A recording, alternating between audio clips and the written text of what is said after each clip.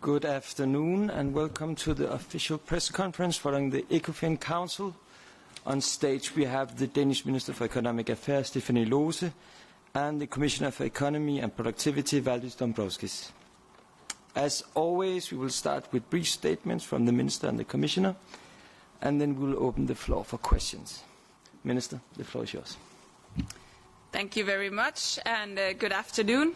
We had a productive meeting with substantial discussions on Ukraine support, issues related to European competitiveness and the financing of the European budget and much more. We had good discussions on a new EU support for Ukraine, the reparations loan to Ukraine based on frozen Russian assets, that Ukraine will only pay back if and when Russia pays for the damage caused by its war in Ukraine. I think it's fair to say that there's a strong will to continue the support for Ukraine, because support for Ukraine in essence is also an investment in our own security in Europe. There was also a recognition that not continuing the support for Ukraine, not finding new financing for Ukraine is definitely not an option, and there was a broad support to continue the work on the model presented by the Commission. The Presidency strongly supported as the best way to provide the needed scale of financing while also maintaining a sustainable debt level for Ukraine. After today, we'll continue working on the questions that have to be clarified, and the European Council will discuss the model later this month. The Presidency is ready to take forward any subsequent concrete proposals by the Commission as a matter of highest priority.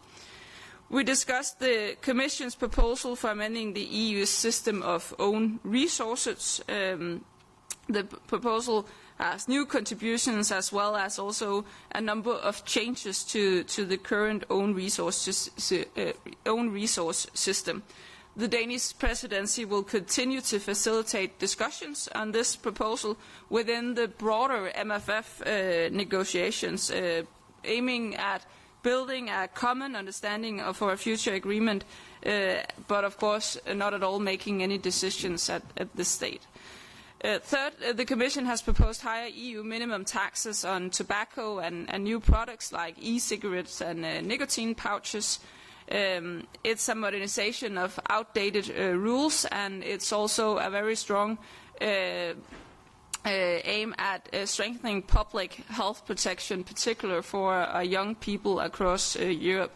Earlier this week, the World Health Organization called on governments to strengthen tobacco control, and this proposal will help us deliver on that. The Danish Presidency takes this very seriously. Protecting young people's the young people of Europe's health is one of our most important jobs, and advancing this proposal is key to safeguarding public health and reducing cross-border shopping of tobacco and nicotine products. We made a milestone decision today approving Germany's fiscal plan, which is the last of all the countries needing to have their plan approved. The Commission presented a new method for assessing impact assessment of significant amendments to proposal made by the Council or the Parliament. That's an important step in having a better overview of the cost and benefits stemming from new regulation, and we'll be looking forward to continue the work on that. And then finally we had a discussion on the recommendations for saving and investment accounts, which is one part of the efforts to see if we can unlock the potential for having more private capital invested within Europe. Yes, thank you. Yes, thank you, Minister. Good afternoon, everyone. Indeed, we had another packed ECOFIN agenda today, so let me go through a few key points. We began this morning with discussions on the reparation loan to Ukraine. The loan would be funded by the cash balances from immobilized Russian central bank assets and to be repaid only if and when Ukraine receives reparations from Russia. This effectively front-loads the future reparations owed by Russia to Ukraine. As a follow-up to the President von der Leyen presentation at the informal European Council in Copenhagen last week, we had a constructive discussion and were able to clarify several important questions. And on this basis, the Commission will continue to work intensively at the technical level, closely with the Member States, to move this file forward. And we are also working in cooperation and coordination with our international partners. The G7 finance ministers' recent statement committed to using the full value of immobilized Russian assets in G7 jurisdictions is positive indication that we are all on the same page. So I expect that we will continue discussions with our G7 partners on the sides of the next week's IMF annual meetings in Washington, D.C. In any case, it's clear that Russia as an aggressor should pay for damages caused in Ukraine. As regards Ukraine's financing this year, we are on track. The implementation of the existing ERA loans is progressing well, with 25.3 billion euros already disbursed by G7 partners and the EU. We expect a further 8.4 billion euros to be released by the end of the year. And just last week we disbursed another 4 billion euros under the EU's macrofinancial assistance to Ukraine, bringing total disbursements under the AMFA this year already to 14 billion euros. And at the same time, our sanctions are working to maximize the pressure on Russia's war economy. The 19th sanctions package aims to further curb Russia's energy export revenues, cut access to advanced technologies, and close loopholes in sanctions implementation. So we continue to stand with Ukraine. We also continued our important discussions on simplification and burden reduction, and there I wanted to thank the Danish presidency for your support on this. Specifically, today I outlined how the Commission has helped co-legislators to establish a simple and common approach to assess the impact of substantial amendments to the Commission's legislative proposals which are being introduced during the legislative process. As part of our simplification efforts, we should collectively avoid that amendments to our legal proposals create significant additional costs and burdens without proper reflection on their impacts. Moving next to the own resources point, the Commission presented its proposal for a new own resources, which we recently put forward as part of our broader package on the EU's next long-term budget. Today's discussion was a useful exchange as the Commission looks forward to continuing constructive negotiation with the Member States in the months ahead. We also had a positive exchange of views on the Commission's recent recommendation to Member States on a blueprint for a savings and investments accounts. The recommendation draws on best practices across the EU and beyond. Member States are encouraged to apply these principles when introducing or reviewing savings and investment account frameworks in their jurisdictions. Then I also provided a meeting with regular update on the RRF implementation, and implementation has progressed substantially with disbursements totaling some 50 billion euros to 11 member states since I provided the last update to the July ECOFIN meeting.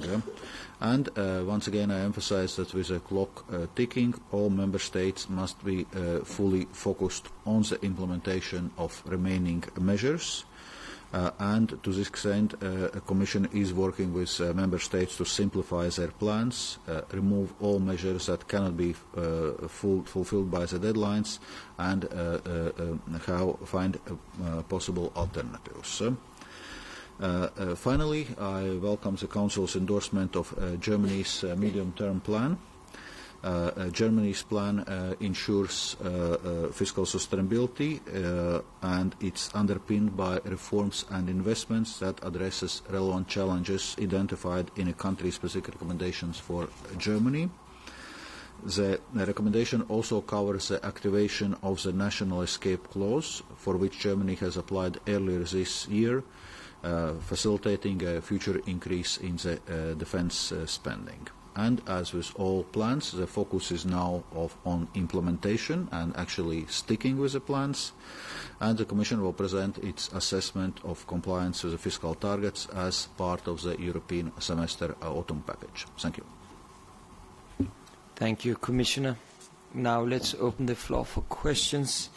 We have limited time, so please limit yourself to one question per person. We'll start with Bloomberg, please.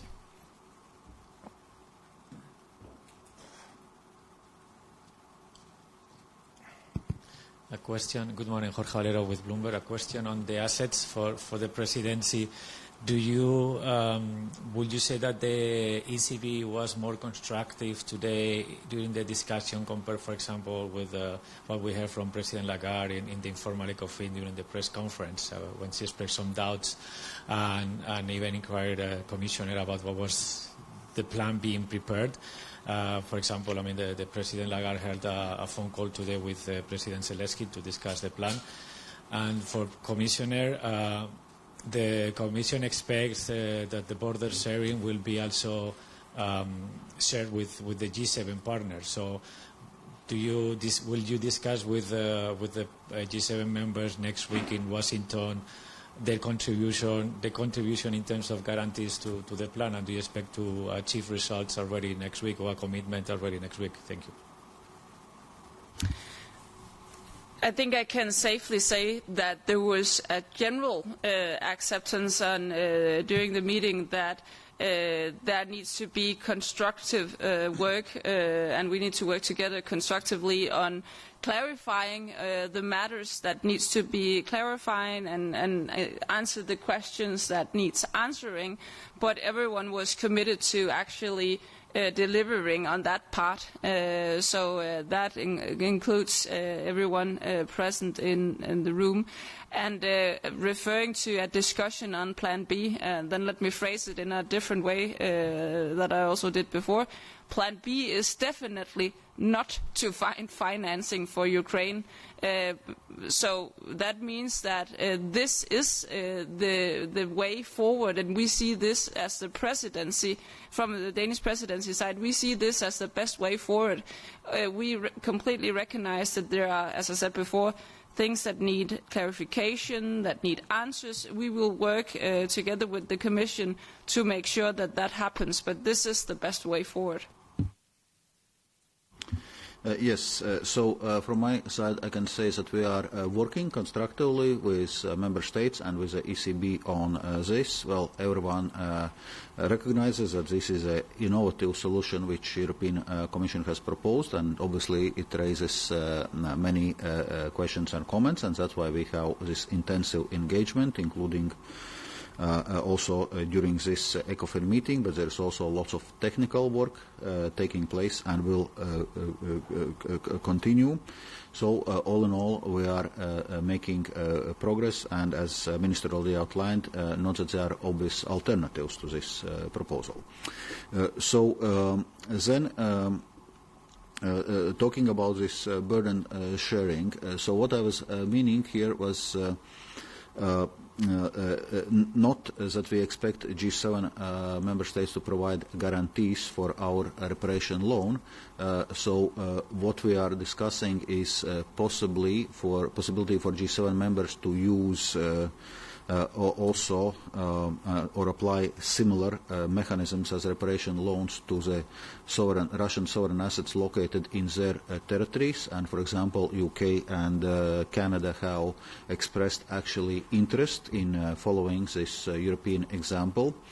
And when we discuss burden sharing, also what's important to keep in mind is that currently Ukraine has requested a new IMF program because financing needs have increased substantially to compare with previous estimates, and IMF puts the estimate of residual financing gap for Ukraine at some $60 billion for 2026 and 27, and that's without counting military support, which is also very sizable. So it's important that international donors, including also G7 members, also contribute towards actually closing this financing gap which Ukraine is experiencing. And so we're expecting further discussions on those topics, as I was mentioning, also during the IMF annual meetings next week. Thank you. Answer, please.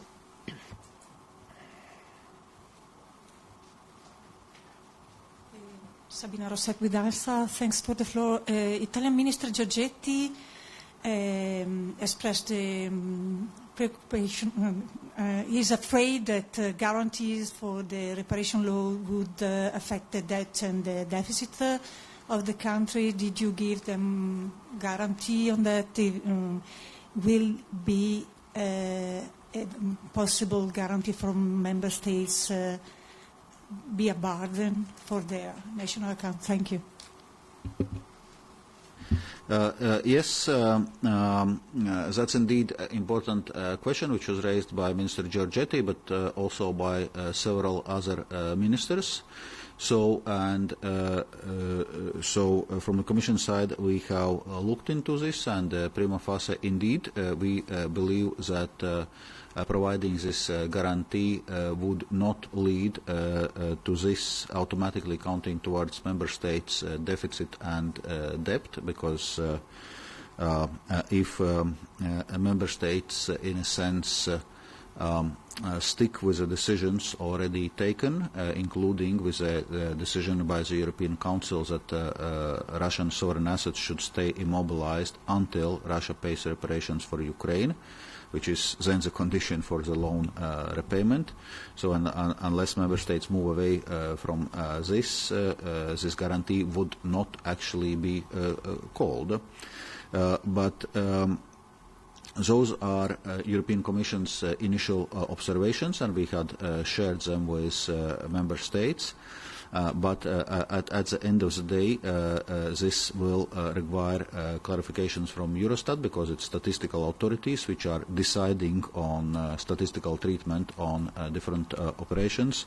But on this we can have more detailed discussions once we have a concrete proposal on a table and the modalities of that proposal are clear. But in any case, that is important issue and consideration which we keep in mind as we are developing this proposal, and we know that member states will require clarity on this question.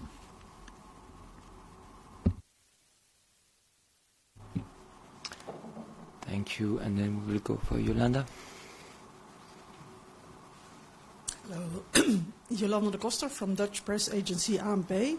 I have a question about the 9th package of sanctions. Can you tell me something about the state of play? And is it still Slovakia who is against it, or are there more hiccups to solve? Thank you.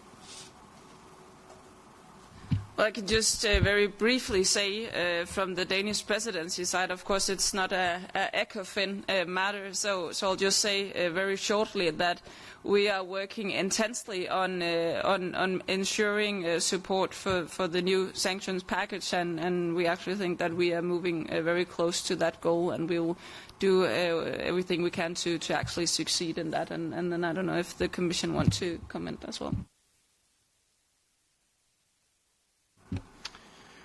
I think we have time for one last question. Do we have any more questions in the room? Otherwise, I will turn to the Zoom, where I see Euronews. Jorge.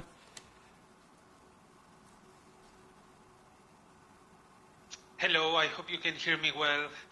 I want to ask you just briefly on the fact that the Commission, as part of the plan for the reparations loan, has suggested that the renewal of sanctions should move from unanimity to qualified majority, even though this is not guaranteed because one country can block this switch. do you think the loan can go ahead without any changes to the way sanctions are renewed every 6 months?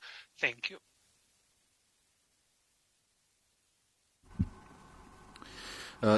Yes, indeed. As we are now working to develop this reparations loan proposal, and one of the issues which we are looking is how to ensure that sanctions would not be lifted due to lack of unanimity for their renewable.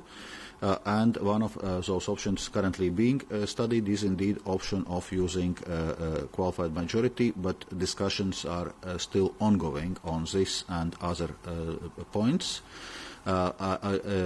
Certainly it's helpful to put the sanctions, so to say, on a safer footing, but I would not see this as also unsurmountable obstacle for the reparations loan, because for example, the ERA loans, which are already counting on the revenue flows from immobilized Russian assets, and therefore, in a sense, kind of rely on Russian sovereign assets remaining immobilized for a longer period of time. So we were able to implement those ERA loans in a current framework. So this is one of the elements of the discussions among with a number of other points right now. And by that we will conclude this press conference. Thank you so much. Thank you, Minister. Thank you, Commissioner.